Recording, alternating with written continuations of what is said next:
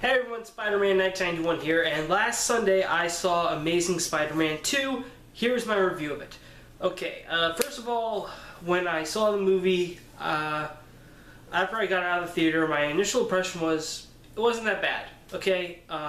Now, when I saw like a bunch of other reviews of what some people thought, many people were either, I don't know, some people were saying it was good, but mostly everyone was saying how bad it was. And I agree that the movie does have some flaws, but I also think it had a couple of pros that I really enjoyed. One of the things that I enjoyed about the movie was Andrew Garfield's portrayal of Spider-Man in this movie. It was I think he does a lot better job in this movie than he did in the first one, because he's really having fun with it.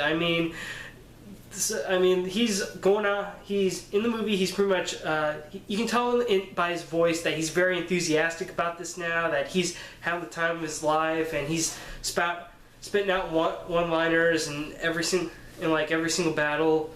So I thought that was pretty good, and he represents that there is a side of Peter Parker that does enjoy being Spider-Man, that enjoys wearing the red and blue costume and going out fighting bad guys and stuff. One of my favorite scenes with Spider-Man in the movie was when he helps like this little kid who's getting attacked by bullies, and so he like works the bullies off. Then he like talks to the kid and offers to walk him home and stuff. I thought that was a very sweet moment in the movie. And another thing about the movie that the movie deals with is Gwen Stacy and Peter Parker's relationship, because at the end of the first movie, Peter promised Captain Stacy he was going to stay away from Gwen, but at the end he went back on his promise, and now he's pretty much seeing Captain Stacy almost everywhere he turns. So obviously there's still, like, he loves Gwen a lot and he wants to be with her, but the guilt of letting her dad die and stuff is still haunting him, and it's really fully preventing him from being happy. And this movie does focus a little portion of it on Peter and Gwen's relationship. And Andrew Garfield and Emma Stone have great on-screen chemistry. They really do bring the whole relationship of Gwen Stacy and Peter Parker to life on the big screen. And I think that's one of the things that's great about this franchise, that we're seeing Gwen Stacy, the character, fully realized. I mean, she was only in Spider-Man 3 in the Raimi films, so this way Gwen has a more significant role in this Spider-Man universe. Which brings me to my next point. And again, this part is show said fair warning, but I will be discussing some spoilers. And this is a big one, even though I pretty much called it. I pretty much called this thing like the minute I saw the second trailer, and it is Gwen Stacy's death. They killed off Gwen Stacy in this movie. I even had that on one of my things here. I even did like a little chart thing about how things are going to work out in the movie. I don't know why I did this, but it was there. And so they did Gwen Stacy's death, and they actually did it very nicely. They had hair. There are some differences, though. I mean, instead of being thrown off a bridge, Gwen is actually thrown off from a clock tower, and also instead of Norman Osborn being the Green Goblin, Harry Osborn is. But yeah, overall they still got a lot of the key moments of the death right, like Peter Parker Spider-Man fighting the Green Goblin, Gwen's falling. He tries to catch her in time with his webbing, and he almost does. The webbing does get to her, but it's like right when she hits the ground, then it pulls her up, and it really does a good job of making you wonder, like, wait, did she actually catch her in time, or was it the webbing that did this whole whiplash effect to Gwen? And so they pretty much did the death of Gwen Stacy, and that was one of my favorite moments of the movie, was that, the whole on-screen representation of Gwen's death. Because to me, that's my favorite Spider-Man story arc. That was when a key moment in Peter Parker's life, when, the character after that, he started to mature. It pretty much, Gwen's death has pretty much hit him as hard as Uncle Ben's death. So I think having that moment in this franchise was a good idea.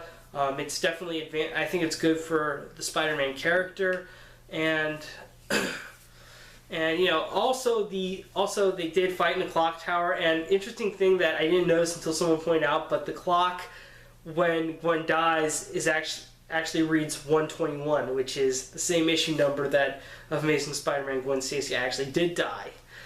But yeah, so Gwens Death, it's pretty much one of the most tragic things that happens to Peter Parker, and the movie just doesn't end after Gwens Death. It pretty much goes it pretty much shows a little bit afterwards where Peter's like still grieving. Like it shows him like going back to Gwen's grave like almost for a year, and he hasn't been Spider-Man until finally he hears that Rhino's attacking the city, and he goes and decides to suit up again one last time.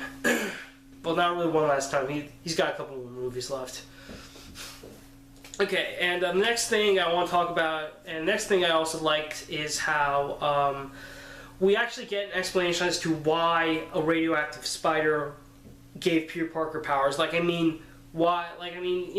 Realistically, if someone got bit by a radioactive spider, they would die, or it's something interesting.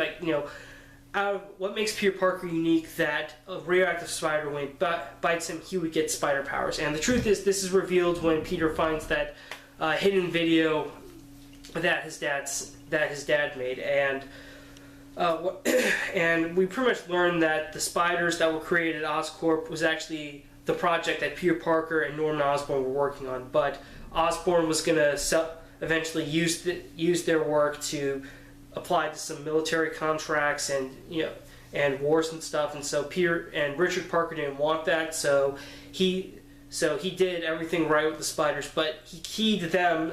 But he fixed the spider's venom so that the whole healing. Because originally they were doing this project to figure out a cure for Norman Osborn, but the cure didn't work for Norman, because here's the thing though. Because the whole probably should explain a little more, but they wanted to use the healing factor of the spiders to sort of pass to a human, and unfortunately. And when Peter found out what Osborn was really going to do with it after they cure him, he decided to fix it so that the spider's venom would only work on someone from his bloodline, hence why Peter has spider powers. And also Norman Osborn's disease does play into Harry's role as the Goblin in this movie. Pretty much, Norman Osborn dies from his disease, not before telling Harry that the disease is genetic. Pretty much, Norman Osborn only has one scene in this movie, but they capture what a dick he is in that scene. Really, they do. He calls Harry in on his deathbed, and he tells him, "Hey, I'm dying from a disease, and guess what? It's genetic. Here's everything I know. Try to find a cure. Good luck." Dead. I just kind of thought, in that one scene, wow, okay, wow. He's not, Norman's not going to be in the rest of the movie, but they captured what a dick he is, so I'm kind of okay with that.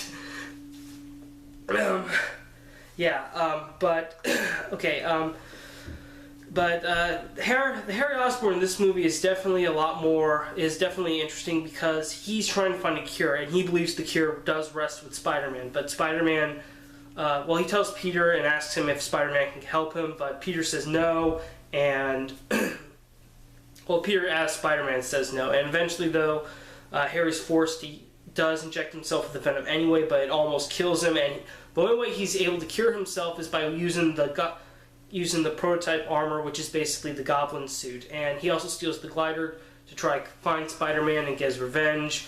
And also he works with Electro to kind of destroy Spider-Man, because they both want to get their revenge on him, and Electro for being humiliated and stuff, which you saw in the trailer. And so the funny thing is, Harry only figures out that Peter Parker is Spider-Man when he arrives and he sees Spider-Man, and he knows that Gwen is there. So he's like, wait, you're Peter Parker. And then that pretty much gets in the whole fight. Gwen dies, and then eventually Harry gets arrested into Ravencroft. Yeah, and that's the name of the asylum. And then we get to the whole lead-in with the Sinister Six. Okay, one more thing that I did like about this movie is that, and this is really not really the movie in particular, but just the entire franchise, is that it really uses more about the Ultimate comic books rather than the usual Amazing 616 comics, because Peter's parents do play are pretty much a central element in this movie, and like Peter's dad working at Oscorp, developing the genetically engineered spiders. I mean, and in the Ultimate Universe, Peter's parents do play that sort of significant role, with Peter's dad was apparently one of the, Peter's parents were originally working with S.H.I.E.L.D. to figure out the super soldier serum, and also Peter's dad and Eddie Brock's dad did create the Venom suit in the Ultimate Universe. Maybe that's what, and also theory, a little bit of theory here, maybe that's what leads into this whole new version of Venom that's going to be coming out, is that Peter Parker and Eddie Brock's dad created a Venom suit, created the Venom symbiote. So that could play a role. I mean, that's just a theory. And also they used Electro's blue appearance from the Ultimate Universe, which I agree does look a lot better than his normal mainstream Marvel counterpart. And also also with the Goblin's appearance, they kind of did a combination of, apparently they did like a combination of the classic with the armor and the glider, and the mutated Goblin, which is in the Ultimate Universe, although not fully mutated, because I mean, Harry isn't all fully Goblin, but he's like green and scaly and just looks like a meth addict. Okay, so those are a few things that I liked about the franchise. Now I'm going to get into some stuff that wasn't so good, and I'm pretty sure you'll probably hear a lot of this from other reviewers. Pretty much the plot of this movie is just, really, it's all over the place, because one minute we have Peter trying to figure out, what his dad really did at Oscorp, how this ties into him and what's going on with the Osborn disease and stuff, and then the next minute he's like, oh wait, I gotta go see Gwen and try and make up with her and stuff, and then, oh no, I have to fight Electro, like, it just keeps shifting a lot. Like, there's no real central goal about what he wants to accomplish, because it feels like Peter is torn between fighting villains as Spider-Man and trying to figure out the mystery of his parents, and also try to get his relationship to work with Gwen. So yeah, and it is a lot like and this is probably the same complaint that a lot of people had with Iron Man 2, was that it doesn't focus on the main character, it just focuses on building an entire universe, which I admit Sony does have to do, because they said that they wanted to do a Venom spin-off and a Sinister Six spin-off, so that's why I feel like this movie does have to devote time to, like, kind of set things up, like, show us where the vault where we saw in the previews, where we saw Vulture's wings and Dr. Octopus's arms. They kind of want to, set the stones to this, kind of show like where everything is and how Harry Osborn is going to form the Sinister Six. Heck, if you use your phone, the Shazam app, you can even Shazam the song at the end credits, and you get a special teaser with the Sinister Six. Well, actually, they kind of show the same thing in the trailers, in the credits too. So, yeah, it's still there. Yeah, okay, and another thing.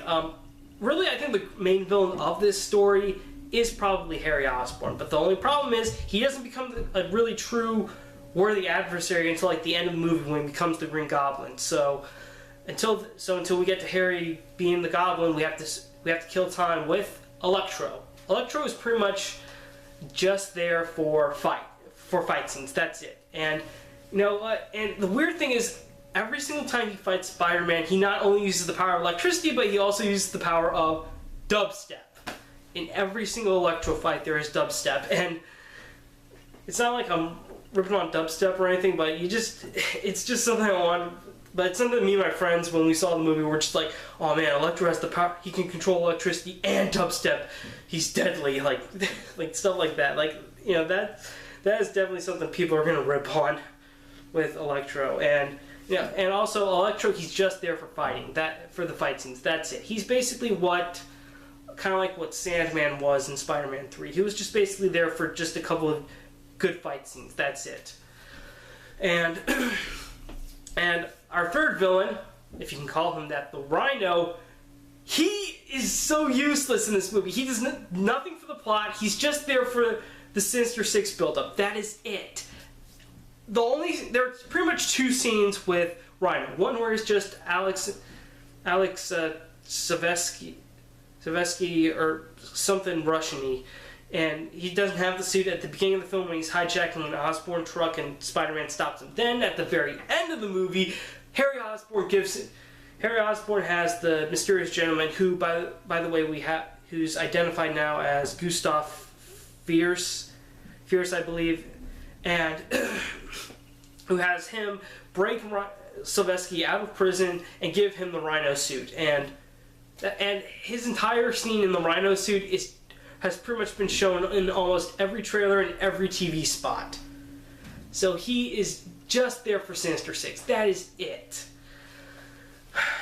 And also, this is something that people are going to talk about, but Richard Parker's secret base is a hidden subway cart in an abandoned subway tunnel. Like, I'm just wondering how would that even happen? Like, how did he get all that? Like, how much time, how much money, and how much time and effort or manpower did he get to build that thing in the first place? Like, okay, I could get it if maybe if like maybe Peter went back to his old house where his parents lived and he found like a secret lab in his house. That might make a little more sense. But the whole abandoned subway thing was just what, like, and besides, how could he even afford that? Just saying, yeah, he may have worked with Norman Osborn, but he did not have as much money as Norman Osborn. So yeah, so yeah, that's something a bit weird. And and as far as Peter Parker's parents having a bigger role in this franchise as opposed to what they did in Amazing, I would say that I'm okay with that, but the whole subway thing just was a little too ridiculous. Okay, and another thing I want to bring up, not really a con, but the friendship of Peter Parker and Harry Osborn. Now, in this movie, instead of Norman being the Green Goblin first before Harry, it's just Harry the whole time. Norman is dead.